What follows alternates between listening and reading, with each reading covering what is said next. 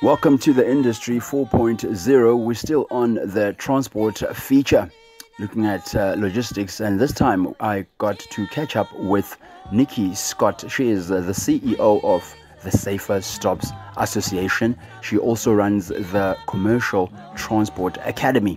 Nicci Scott has got an amazing initiative where she is currently training 1,500 female truck drivers. And more on that, we also got to discuss her partnership with engine garage petrol stations across the country, where they have opened up, or converted rather, truck stops into, let me say, wellness stops, where truck drivers can take a rest, amongst other things, have a gym facility and A-grade food that is nutritious for them on their long trips. Now, I caught up with Nicci and we discussed all these dynamics that are going to bring a lot of transformation into the logistics, most importantly, the wellness of truck drivers. Tell me, okay, we'll start at your journey with the transport sector. Where did it start? Was it a passion thing? Was it something that you did how did you actually get into transport? So I grew up in a tiny little town, Port Shepstone, in KZN. I mean, nothing happens there. You either work for your parents if they are entrepreneurs, or you become a secretary.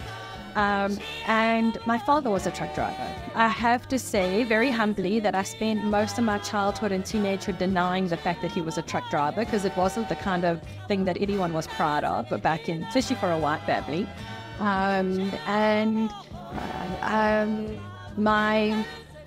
I think for all my sins, I then ended up starting a transport company when I was 21. I'd gone overseas to work as an au pair. When I matriculated, I came from a really religious family. Wasn't allowed to go down to university.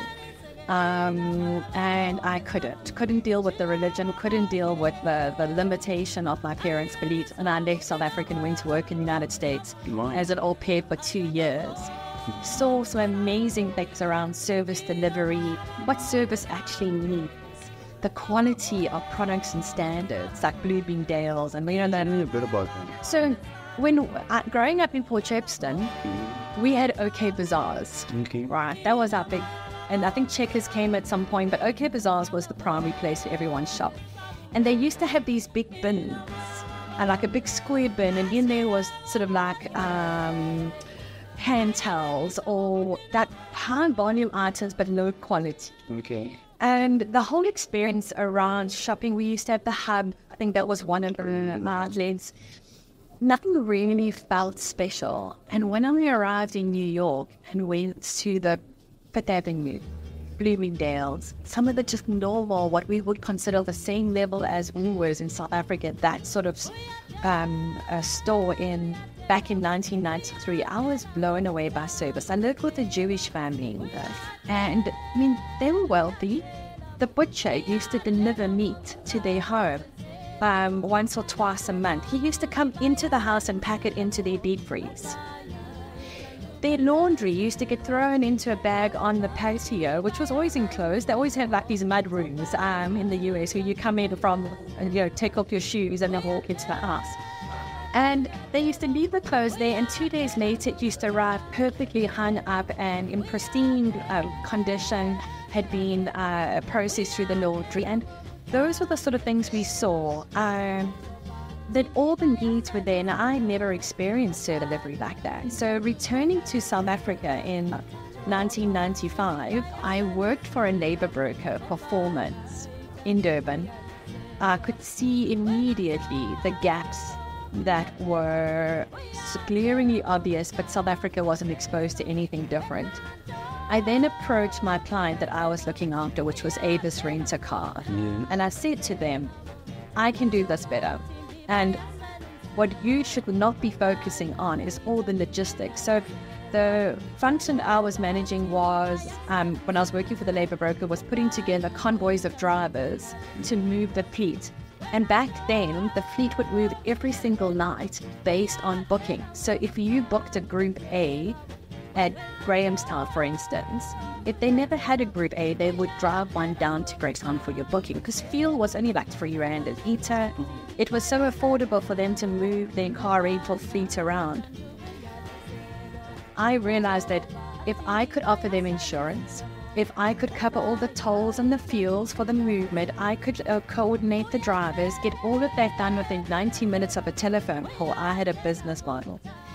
Took that to Avis. Avis said, hell yes. All they would give me was a letter of intent that they would do business if I could secure the funding. Now, remembering I'd come back from the US with no money. I didn't have a matric. I had to now convince the bank that I was fit to get a loan, and they did. I convinced the bank manager at Nedbank Musgrave Centre to give me 20 business petrol cards and an overdraft facility of 40,000. Wow. I mean, that was so much money back then, based on this letter of intent. Started the business a week of World Cup of 1995. I mean, you see, And I was propelled into absolute chaos because there wasn't enough vehicles to rent. So literally they were shuttling people to the stadiums for the Rugby World Cup. My drivers, instead of being farrier drivers, a farrier is someone that moves a vehicle from one point to another as a one-way direction, not like a farrier that does horseshoes. Farrier. So we were national auto farriers. That was what the business was called. We became chauffeurs of drunk men and women between the stadium through the World Cup. We did such an amazing job that within 2 or 3 months of the World Cup ending, Avis Rent-A-Car rolled out our services across all their branches. So going from a startup, within 6 months, I had a national operation. I don't know, 300-400 drivers work, and they were all varsity students, young men and women. They would get an order at 2-3 o'clock in the afternoon to arrive at the airport, to take a car in a convoy to Johannesburg, to Cape Town from Durban. These cars literally crisscross South Africa, for Imperial and for Avis and for Budget. And round about 2000, the fuel price had gone up. The new car industry, we moved from car rental into moving new cars. We directly competed with the big carrier companies. They totally ignored me, Oazi. I didn't even exist until they couldn't ignore me anymore, because our 90-minute model changed the industry. Where a car dealership would have to wait 2 or 3 days for a car carrier to come and pick up their vehicle, load it, and then drive this 12-car carrier up to Johannesburg, we could have a driver within 90 minutes at the dealer floor, pick up a vehicle, and 7 hours later it was in Johannesburg. It was express delivery, just-in-time delivery in the car shuttle environment. But as the industry changed and technology changed, we couldn't disconnect to Speedo. And the natural move was to go into commercial deliveries. From 2000 until 2018, I ran 67% of the movements across all the way up to Rwanda and Uganda. For South Africa's commercial manufacturers, MAN, Volvo, Scania, Mercedes-Benz, Isuzu, FAW, all of them. All permanently employed drivers, over 250 drivers, but they were highly specialized because today they would climb into an Isuzu, an N-series automatic. They had to be able to understand that gearbox. They deliver it to Johannesburg. They jump into an Iveco in Roslyn and they take it to Cape Town. Totally different technology, different gearboxes. They get to Cape Town, they would then catch a taxi or a bus back to P, pick up an FAW, pick up or go to East London, pick up an Actros, which is my Bureau 4 technology. And the drivers had to be able to navigate from the smallest of the Code 10 products, or the C1 range, sort of your 4-ton trucks, all the way up to this Euro 4, and even the vehicles that were coming into South Africa to be homologated. So they also never knew what route they would be on. They would have to navigate the weather conditions, that black ice on in winter, to the high winds in August on the passes in George. So and today they would get a truck and trailer, and tomorrow they would just get a chassis cab. with all of that, we had to look at driver training. We had to look at development. We had to find ways of drivers understanding that somebody is about to pay between 1.6 and 2.2 million for that truck tractor. Okay. They need it delivered to them in pristine condition, in the way you as the driver picked it up from the factory assembly line. And that meant don't smoke in the vehicle, don't eat in the vehicle, don't pick up passengers. You basically were a mobile brand. So when a convoy of MANs was driving up the N3 from Durban from the assembly, that was a mobile brand in convoy. So how they behaved wasn't a reflection on me. It was a reflection on MAN truck and bus. And more so when we would pick up vehicles that were already branded to the names of the various operators. So we would often pick up a vehicle that had the Unitrans branding on, or Imperial's branding, one of the super group guys. Now we were moving a vehicle that we weren't even employed by that organization. So if my drivers drove badly, the company would get the call to say, we've just engaged one of your drivers, not realizing it was a ferry driver. And this often happened when we used to move the bi-articulated buses between Kolfontein in Johannesburg to Nelspruit. When they used to get delivered there, they were fully branded. And these were these highly sophisticated buses, 3 compartments, they're extremely long. The abnormal vehicle, PBS buses. So our drivers had to be very skilled. So we spent as much effort and time as we spend in our operations, we had to spend on development. And we realized very quickly that we could not expect the drivers to stop working and stop earning, because they get a basic, but they either earn mileage, they earn overtime, or they earn via tonnage and delivered in the various environments. We had to find ways of getting them to learn in the cab. So to your conversation before the interview started, how do we start to create digital learning? How do we inspire them to take up an occupation through Tinta or one of the seaters, a module that can be quite boring, and inspire them to go through the unit standard, get the credits, but also align it to real life experience. So doing an HIV module, fantastic. Hearing from a doctor, even better. Hearing from a driver connects and grounds me to that unit standard. Get it. And I've also got the theory. So what you were talking about is pretty much what we are having to do, and we'll go through that in the next question, because I can talk for an hour and you've only asked me one question. So that is my history, from running the largest ferrying company in South Africa, which was Siaduma Auto Ferries. We closed down National Auto Ferries in 1999, started Siaduma. We had to change structures of B codes coming in, like new ownership. And when I sold in 2018 to the White Logistics Group, I then focused all my attention on the development of women for the sector. Before I sold Siadu, I had piloted 3 programs with our Isuzu trucks. They were so forward-thinking in the fact that they understood that certain, I want to say modalities, but it's not that. It's certain sectors within transport, specifically last mile courier. So up to the 814-ton environment, 12-hour days, easy deliveries, was perfectly suited to get women onto the industry. South Africa's never had legislation that has prohibited women from accessing the transport sector. It's been mindset and stereotype that's kept women out. So we piloted 3 programs. The first was an all-female. Our criteria was wrong. Disaster in the outcome, but not a disaster in the learning. Our criteria was wrong in the profile of the individual.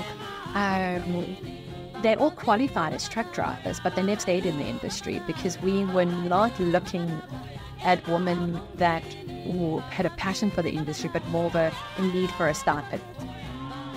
We then did a class of all men, same program, and we saw what the men were looking for versus what the women. We then piloted a hybrid program of putting men and women in the classroom together, and that was the perfect mix. Because what happened is the strangest thing is with the all-female group, the moment they encountered the workplace space where they were now working with men, their behavior changed. The way they dressed changed. They started dressing to impress, speaking to impress the men, but not through their skill as being a truck driver, but who they were as an individual. When we had the hybrid class, the women had already worked through all of that by the time they got into the workplace. By the time they started doing their actual work experience in the trucking environment, they were now approaching trucking as an individual that was passionate about trucking, not as on gender. They didn't need the guy's approval any longer because they'd already proved themselves in the classroom, proved themselves in training. So it was really very interesting to watch when we would take the class through gender-based violence, for instance, as one of our modules. The ladies would speak freely about sexual harassment, sexual abuse. The guys would hold and they would struggle. They don't know how to talk. They don't know how to communicate at that level. It's not the conversations they're having. They always say that sons are developed based on the conversations around the table that are coming from mom. So mom influences the sons, dad influences the daughters. And it's that family conversation that has gone wrong, amiss in media of our, if we look at our history, where families have been broken up because of the way they've gone off to work in different cities.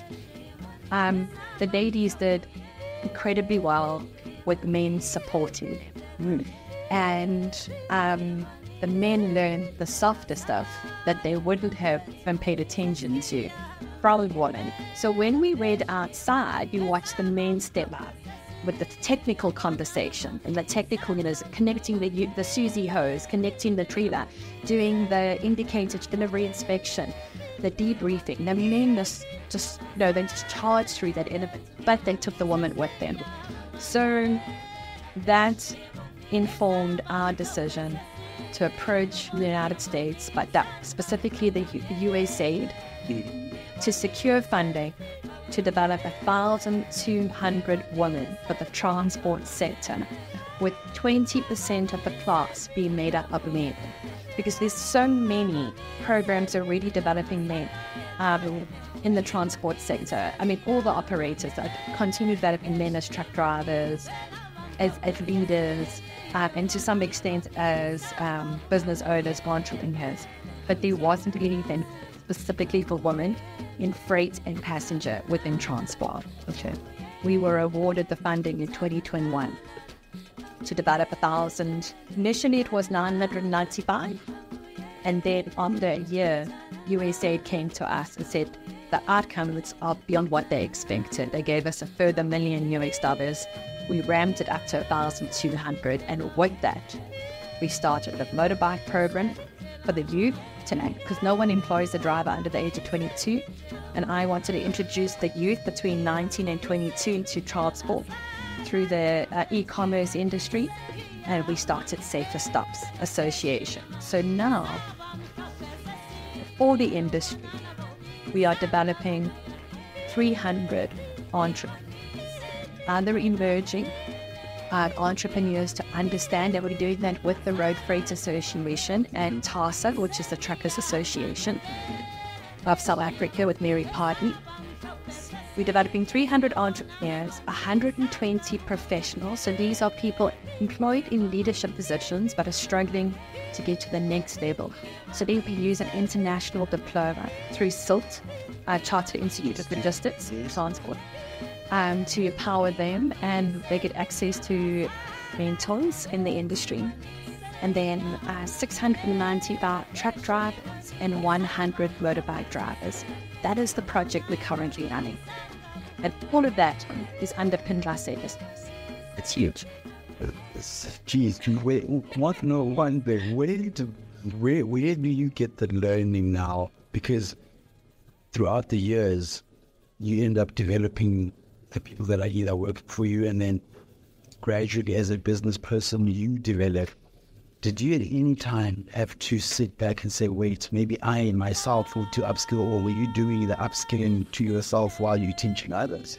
Well, CU Duma was the most brilliant incubator as a employer, but as an industry sector, because we were so niche, but we had so much responsibility. You know, every vehicle we moved, we had to insure on behalf of the truck manufacturer or the OEM, which meant that at any point I had 350 to 500 million on the road every single night with a 20% excess liability. If there was a catastrophe, it could sink me at any given point.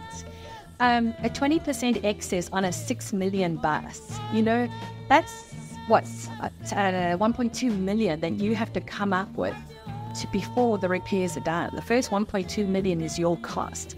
So you learn very quickly how to implement very strong systems, how to train our people to execute on the deliverables, and to do that really well, because we had really hectic lead times.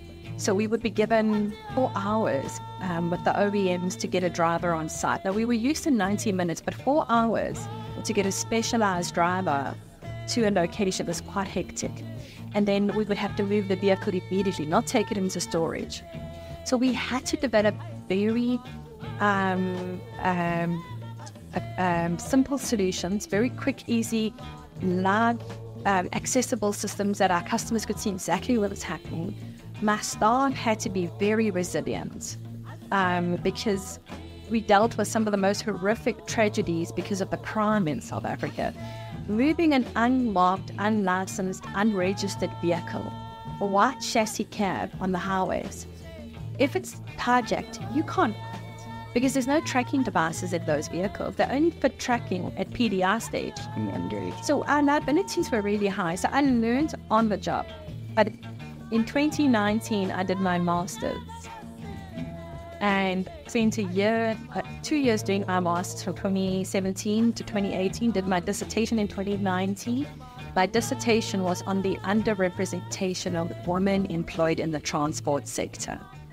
And that gave me, the completion of that dissertation is actually what motivated me to say, well, I didn't just spend 3 years doing a study so I can put a label on the bottom of my signature. I need to use the information. It was that plus 23 years of transport experience that informed the paper that we put to the United States to motivate why women should be considered to be funded to be developed for the continent. But that's how we are where we are today. At the time, in America, were there women in the specifically the trucking business, like what you were about to start here? Yes, so one of my mentors is Ellen Voigt. And Ellen Voigt is the president of Women in Trucking, an association that's been going for about 20 years. How many of us? US, we have about, we don't know, we don't have the right dates, but let's call it 450,000 truck drivers. And there's more on e-naters, but remember, a lot of people have a code, a C1 license, but are not actually truck drivers. Yes. It's just an easy way to get a driver's license. If we have 450 truck drivers operating in South Africa, the US actually sits in the region of about 4.85 million truck drivers. Yeah.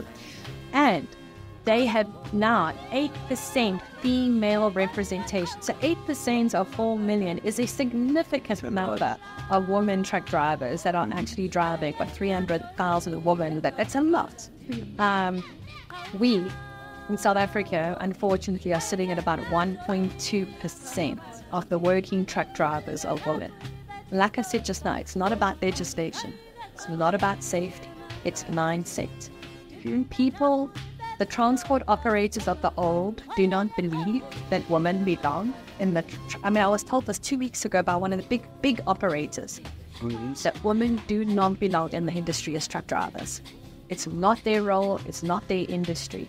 There's other places for them to participate. They should just leave truck driving alone. Are you serious? But yes. Do they excel? Do women enjoy it when they because I know I'm going to be speaking to, I think it's Level, it's one, she owns a truck now. And what did you find as a standout in women started driving trucks. You know, many of the men landed in trucking because they couldn't get a job elsewhere. Women truck drivers are choosing to be truck drivers. And the reason being is they didn't drive when they were growing up. The men were given the funding to go get a driver's license. They never got that opportunity. They're loving the freedom. They're loving the fact that they can leave their province and actually travel, not in the taxi, but actually have control of their destination, where they're going to, how they're going to drive, how they're going to control the vehicle. My data from my research, followed up by what came out from a number of the big transport operators. I mean, we ran a very big fleet at Siaduva, and we had women on our highly specialized fleets even then. Is that women are safer? They're definitely more risk averse, meaning that they're not going to take the same risks that men are taking. They're unlikely to pick up a passenger, which is where we're finding a lot of the hijackings taking place. They're not going to engage in sex workers at the truck stops, which is where the sex workers are actually informants for the gangs and the hijackers that are operating. Or many of them, not all of them. It's also a stereotype to say that. Women, fuel consumption is proving to be better. Are you serious? 100%. In fact, one of the big operators in South Africa gave us data. So with the trucking companies having inward and outward facing camera technology, right? Every time there is an incident, it sends an alert to whoever monitors their cameras. So this could be harsh braking, harsh acceleration, swerving on the road. All of this would trigger the camera to switch on. And then it records 14 to 15 seconds before the incident of what happened in the cab.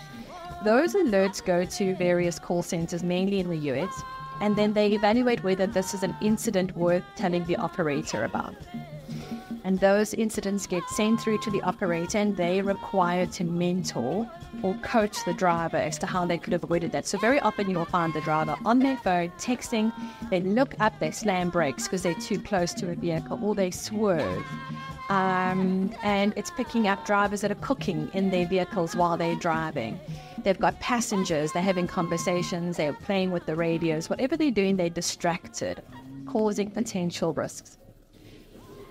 This big operator had 72% less coachable incidences on the exact same fleet where women were running as the drivers versus men on that same fleet.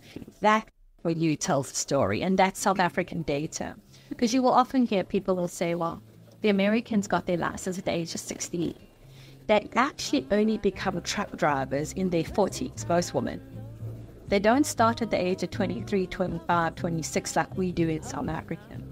But in spite of the fact that our program is called Women Inspiring Women in Transport, in spite of the fact that we are paying for women to get their Code 14 EC license, they do a myriad of soft skills and a myriad of technical skills. They go into the workplace because we have a host employer. They do about 30 to 45,000 kilometers of driving. And once they've concluded that, we then place them in the work at a employer. That could be year 1 or year 2. All the companies, and they've become Imperial, Unitron, Supergreek, DHL, Spar, Careful Carriers, Grain Carriers, and what's the other one the other day I saw?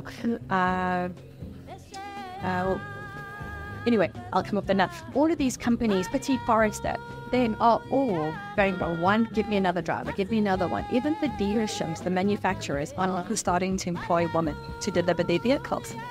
So we're definitely going to see a shift. The big question is, can the operators shift their mindset? That's what I wanted to know, actually. What impact has this shift that's already happening had now on the much older, I would imagine, operators? They would have been stereotyped, but them witnessing such data, I mean, what do you think? Have you noted any of them maybe, because it's happening, and have you noted any stereotype shifting from very slowly with the non-listed or the companies that are not that don't make up a big group or don't have a real clear strategy on SDG. So the little transporters, the XYZ for food, they're struggling with this. They don't see it. They don't see the value. They find women, then they have to have bathroom facilities for women. And very few truck stops actually have proper facilities for women. Private bathroom showers, lookable showers. So when they employ a male truck driver, they can put them on any cargo, any load, any route, any truck. But through mindset, all of a sudden, the men feel they need to protect women, so they won't give them any load. They then say, well, it's not safe for you to take the N4, so we'll only want to put you on the N3, and then they will start to control without realizing it. They start to limit and control this woman's ability to grow because they feel they have a need to protect her safety. We're putting mechanisms in place. At the moment, right now, we're working on a software solution with C-Track and a company called Rescue One. 5,000 feet on the ground, security personnel, and at any point that a truck driver or motorbike driver presses the panic button on the new Safe Stops app, within 10 minutes if it's urban, and 30 minutes if it's interprovincial, they will have somebody on site if they feel that their life has been threatened. The tracking companies will send somebody out if the truck's been hijacked or there's been an incident, but they don't go out to protect the driver's life. This is an app to protect the driver. And our focus was, if a woman is driving and she can see she's being followed, she's got somebody trying to push her off the road, she can press the app and say, I'm worried, there's something happening. C-Track will dispatch a team to her immediately. If it's air or if it's by road, they will send a team to her to protect her on the side of the road if she's had a breakdown. These are sort of things that until such time as we start putting women into the industry and we start realizing, okay, we need this, we're never even giving the industry an opportunity to evolve its service offerings. And this is the bigger ecosystem. They never rolled out a program like this because it wasn't necessary. But now that women are going into the industry, they're saying, actually, men could do with this as well because we're seeing all the violence against the truck drivers. I was going to say, it's not like the males are any better on their own because the violence is hectic. Exactly. So, for us to sit and say, well, just look at the violence, look at the attacks. Women shouldn't be in that area. Why? What makes women so special that we want to protect them, but we will send men continually? It's the mindset of the old army. We wouldn't take a woman into the army. It took years to change that mindset that if we were properly trained, we have the skills and we know how to handle ourselves, we can do the job. Don't limit a woman because you think that through chivalry, you should protect her from the job. And I'm not saying that women should be sent long haul. Please don't get me wrong. If there's infrastructure and there's no truck stops on that route, you can't send her. You wouldn't send a guy just to stop on the side of the road because you'd be worried about your load anyway. Yeah. Let's keep women developing their skills in the local environment, in the bus environment, the courier environment. Let's build the entire ecosystem to support better health and wellness for men and women, which is what we're doing with Safer Stops. And when the infrastructure is there, let women then freely travel. But don't let that be a barrier, because my frustration is the operators saying, well, they're on truck stops. So when I put the truck stops in place, what is going to be the next excuse? And that's what we had. For 3 years, I have been overcoming every single barrier that the operators have put. The final frontier for me was the truck stops. And that's why we started the Safer Truck Stops Association in July this year. Tell me about that. So just to give you, the Safer Stops Association is almost like a sister association to, it is a sister association to the road freight, the RFA, to Saboa, the bus guys, to SAPA, the freight forwarding, and to SAPA Parcel and SAF. We sit amongst all of them. While their focus might be political, which is what Gavin is, he's fighting the political environment for the means of the operators. Our focus is the truck drivers and the associated industry. So no one represents the insurance companies within logistics. Gavin only represents the transport operator. Saboa only the bus, and so forth. We are looking at all the ecosystem that feeds the transport environment and the driver. So if a driver is safe and more rested, the insurance company has lower claims. The life policy guys have lower claims because there's less deaths, less injuries, and so on. Medical aids. All of those are all stakeholders in the greater ecosystem of trucking and the trucking economy. So Safer Stops, what we're trying to achieve across the 5 pillars, is not just about the gym and about food. It's making sure that we reduce that total cost to economy of 4.3 billion and make it possible for drivers, and ultimately drivers' dignity, but total savings to industry. I mean, yes, the operator does get the benefit, but as I say, Gavin's taking care of that. Where the operator is missing is how do they help their drivers. And the big Imperials or DMP World, as they're now known, they get, they've got big departments and big budgets. But the little transporter, the new emerging company that's got 5 trucks or 10 trucks, that don't have all those departments. So they're very reliant on somebody coming up with solutions that can drive safety for them. And that's what we're trying to do with Safer Stop. So that is a great way to end it. But yeah, the initiative of the gym, for that.